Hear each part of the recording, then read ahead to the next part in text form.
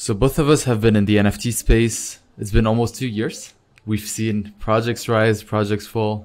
Both of us at Unfungible, we've helped a little bit over 40 NFT projects with the marketing. So I think we do have enough statistical data to understand what constitutes a good project and what constitutes a bad project. So Kermit, what we're going to be doing right now, we're going to be playing a game together. And I've called this game the NFT Wars Bracket Fight. Okay? So let me share my screen. Nice. Let me share my screen right now. You're going to love this. And what actually inspired this, I saw this guy called NFT Nate on YouTube. He was doing this, and I thought this was a genius idea. So I made my own list, and we're going to be playing this. Here are the rules, Kermit. You devil. Here are the rules. 2 projects are going to fight against each other. We're going to have to pick who is the winner. That is whether, which brand is stronger, which one would you personally invest in, and which one do you think is building a stronger long-term brand, company, IP, whatever that looks like in the context of the project. We both need to agree about this before we can choose the winner or the loser of this. All right? Are you ready? It's going to be very tough just looking at everything you've rolled through. You've already picked, I can preface this by saying you've picked some of my favorite projects competing against one another. I know, man. It's the best ones. Okay. So the first one, we've got Moonbirds and Sappy Seals. Where do we stand here? I mean, you probably know what I would choose. Tell me. Sappy. Why? Sappy because, well, communication. Okay. Do I need I say more? I'll agree. Sappy Seals, they do have a stronger communication. Moonbirds, I would say they are more established. They have more funds, more resources, more contacts. However, community strength, I would personally vote Sappy Seals. So, Sappy. Nice. Doodles, Punks. I think that's an easy one. Obviously Punks. Obviously Doodles. Been doing a great job at communication. Hey. So needless to say, Punks win this grail. It's going to be hard to beat Punks. Oh, that's a difficult one. It is a difficult one. It's a very difficult one. I think you know where my preference lies here as well, which is with Chimpers. Why Chimpers over Vee Friends? Although I like Vee Friends, I haven't seen Gary be as present in the Web3 space, especially in the bear market. That's an interesting one. So Vee Friends versus Chimpers. Both of them are working on... There's a difficult one because these are both competing projects that are going for the kind of the same market. They're both building IP. They're both in the cute meta where they're kind of personalizing, shibifying their avatars. Is Vee Friends cute? Yeah, man. They have the plush toys. They have the... do they? I didn't know that. They do. Nice. Of course, man. Okay. Personally, if you ask me, if I could put my money on one of them right now, I would be a lot more confident putting my money into Vee Friends, simply because, number one, Vee Friends is built on top of Gary Vee. Gary Vee has decades of experience building IP brands, building some of the strongest companies, recognizable brands in the world. They've made a lot more money on their NFT, so Vee Friends itself has a lot more, much bigger treasury than the more newer Chimpers. I would personally, I would bet on Vee Friends. I know you have an affinity to Chimpers, but this is a pretty good arguments you make. However, I mean, the fact that you mentioned how strongly tied to Gary Vee they are, I think, is also a weakness. They have one single point of failure. Gary Vee goes down, the entire ecosystem goes down. Again, he hasn't been this active in terms of he's been active on Twitter. He hasn't been this vocal on Web3 lately, especially in the bear market. Chimpers have been releasing so many verticals. They've been releasing, their animations. They've really stepped up their game in terms of social media activations. They have adventures right now that are on.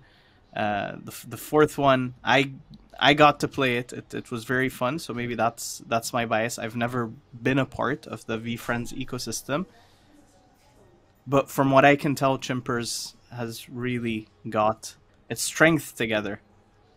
I know this is gonna disappoint a lot of people because I know Vee Friends has a big, loyal community. But let's go with Chimpers simply because they're the new underdog here, and they are clearly building more than Vee Friends more aggressively. Yes.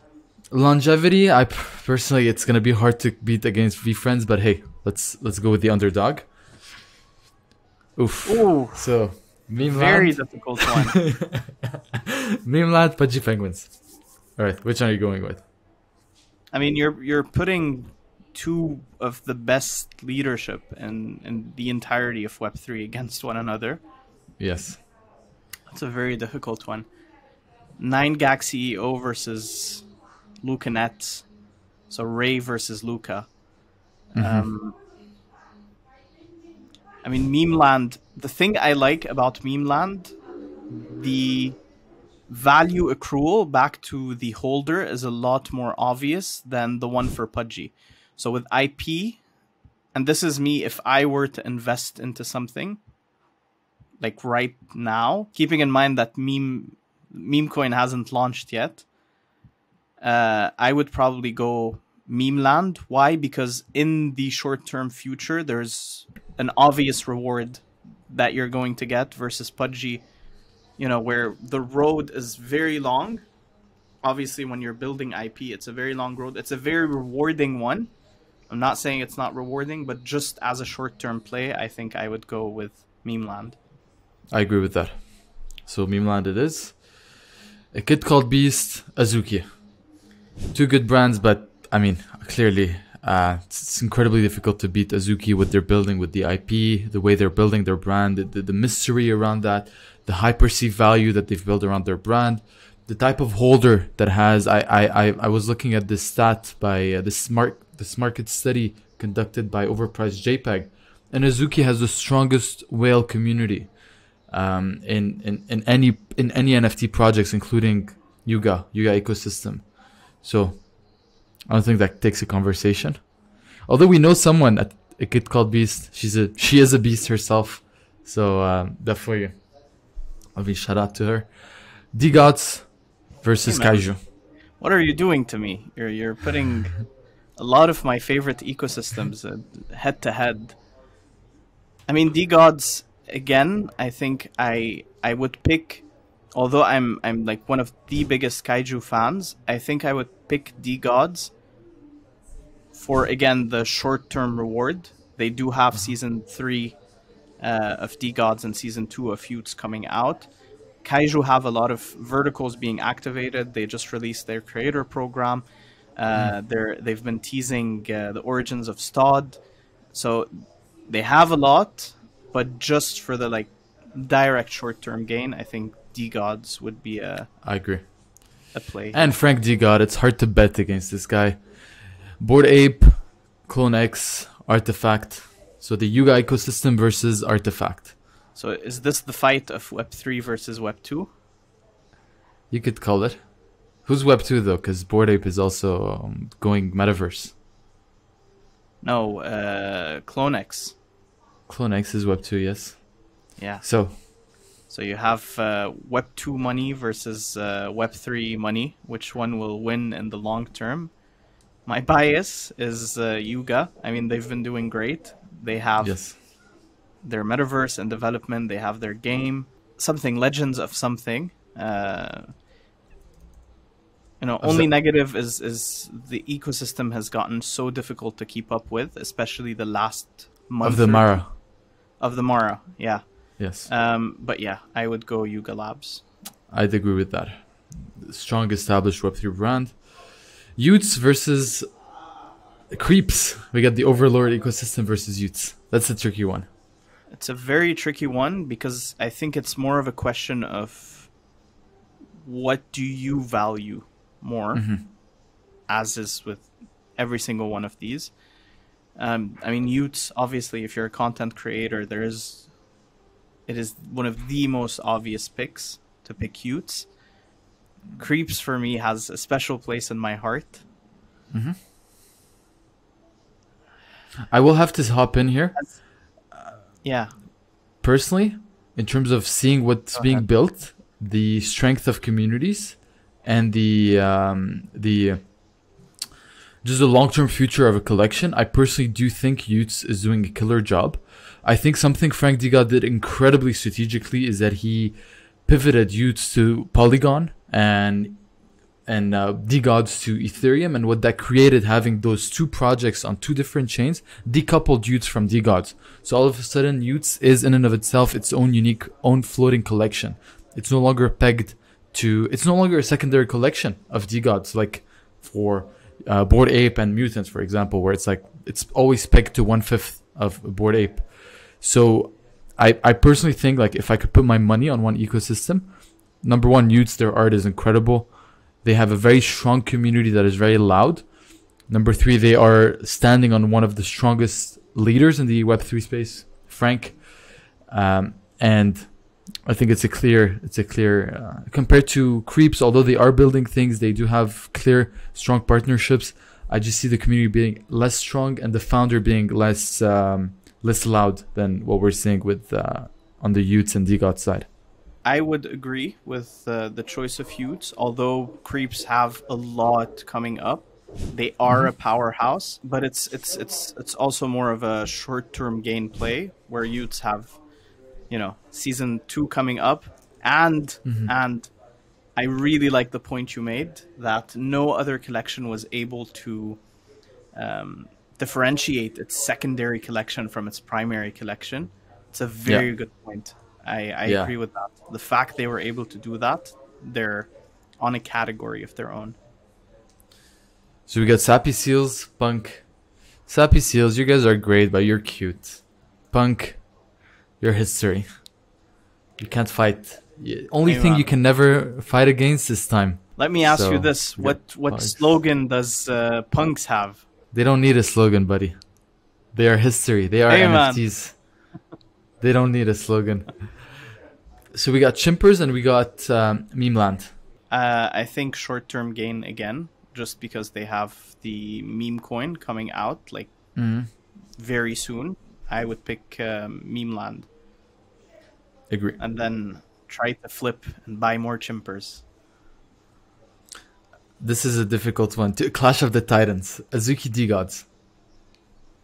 I'll let you go for that one. Azuki DeGods. I mean, DeGods is rising. It's just not clear what direction they're going with. I know they're going big. It's about betting on, what you think will have the highest return. We have an idea of what Azuki is cooking, although they have the Vegas party coming up. DeGods have season 2 or 3 coming up. I think I would pick DeGods because Frank is very crazy, and I'm a degen at heart. I like betting on crazy.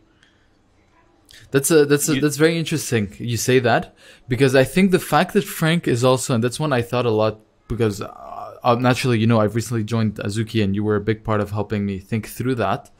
I mean, for much cheaper price, I could have hopped into DeGods, but I do think Azuki has this brand credibility, this brand perception that is incredibly hard to beat. Their holder, their community, the people Azuki is associated with holds much more of a strong perceived value than DeGods. I mean, when you think Azuki, you think some of the smart money, whether that's Whale, whether that's Alina. Also, something very important is I do personally think that the team behind Azuki is a lot more capable than DeGods, although DeGods, like Frank, has been crushing it. My only concern is that Frank is young. He's 23, I think now, 24. Yeah. He's a young entrepreneur. He's still learning. I'm also, we both are young entrepreneurs in the space, and mistakes are just part of the learning journey. And in the case of DeGods, a mistake could potentially cost its ecosystem because they're playing at such a big scale. A mistake could cost a lot more than, for example, the Azuki team, where they have their team is made up of Facebook, ex-Facebooks, previous entrepreneur. Just the fact that Zagabond, You know what's although interesting? this is badly seen, although it's badly seen that Zagabond had previous collections before that, I do think the fact that he did have that makes me more bullish on him, because he's been through the goods and the bads of navigating a Web3 collection. So yeah, that's where I would personally put my money on Azuki. You know what's interesting? I all of a sudden agree. Just because you reminded me of the price. I mean, right now we're playing a theoretical game, you know. So my thinking is, if both of these were free, which one would I pick? But at the possibility of a 10 ETH capital loss, I think I would wage my money on Azuki. Azuki it is. Although I love how crazy Frank is. So, Bored Ape Yachts. I mean, you could argue the exact same thing here. Yeah, I agree. So, Bored Ape gets it. Punks versus Memeland. Okay, here's an interesting one. Punks is a historical NFT, right? It's always going to have value as a historical NFT. It's never going to lose that. The only way it loses its historical value is if NFTs don't matter anymore.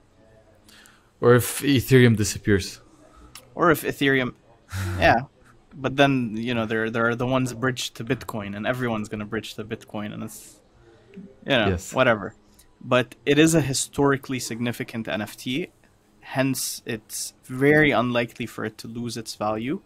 On the other hand, you have Memeland that is...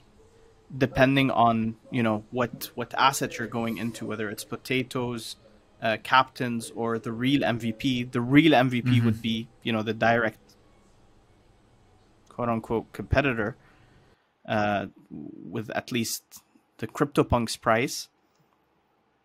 I think it has a lot more room to grow. Right? So my reasoning would be, or my choice would be Memeland. It's a tricky one because, I mean, if you want to put your money in a safe asset, obviously, Punk. It's like real estate at this stage. It's like gold. You know, you put your money there and it's only way this disappears if a calamity, a catastrophe happens. Memeland, yes, obviously they're doing a lot. There's something about Memeland which is the degen nature of its community that worries me a little bit. I feel it's made up of a lot of maybe younger, more degen type of persona. So, I mean, if I could rock right now a profile picture, it would definitely be a Punk, not a Captain's. We could go with Punks, although I haven't changed my mind. I would pick Memeland. Let's go with Punks. But then you're gonna say the same thing about whoever Punks is against. You're gonna be like, oh, Punks is this. You can't keep using the same card. It has to do something at some point. It's unfair. I mean, life is unfair. So Azuki, Bored Ape. Aguzi and Bored. Aguzi. Aguzi and Bored Ape. Personally, I'm much more into gaming, which is something Bored Ape is tapping into. Okay. So I would pick Bored Ape. I think gaming is a huge industry. I can't wait to see their release. With Azuki, it's obviously also a very big industry that they're tackling with fidgetals, fashion. But it's not an industry I personally, I will agree with that. Like as much. I will agree. So the finale. We have Punks. What is this? This is Bored rigged. Ape. This is like the two collections that are always Bayuga. Yes. So let me guess, you're gonna say the same thing. Punks, historical value. If I could, I would. Man, it's hard to beat gold. It's hard to bet against like real estate. It's hard to bet. Like you could make the best argument. Like, hey man, I got this new business model. If you invite two friends and then these guys invite two friends, and all of a sudden you're gonna make a lot of money. Versus someone investing in real estate, which one's safer? Are you saying Yuga is a Ponzi? It's all a Ponzi, man. We're in a Ponzi industry. I'll let you pick that one because I made my argument on the punk side many times. I'll let you think through that. I'm a history nerd. I love something that has historical value. I mean, personally, a lot of times I just invest in some, for example, CryptoKitties. They might not have anything, going anymore, but they have such historical significance. So if I had zero point 0.1 ETH, I would rather invest it in a CryptoKitty than in something else priced at 0.1 at the moment, at least in this current market.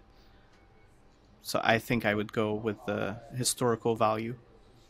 I do personally think that is the right choice. Yeah, you don't know what Bored Ape like Bored Ape. It's hard to make the argument that Bored Ape has another 10x.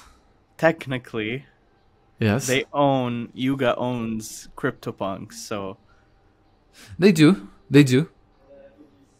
So they do, obviously. What are we betting on exactly here? the specific collection, Bored Ape. The specific collection, yes. Okay, yes. Not Yuga versus Yuga. No. Okay. Yes. Nice. Perfect. I so we both Yuga. agree. Yes. So here's what the finale looks like. Very cool. Nice. That's fair.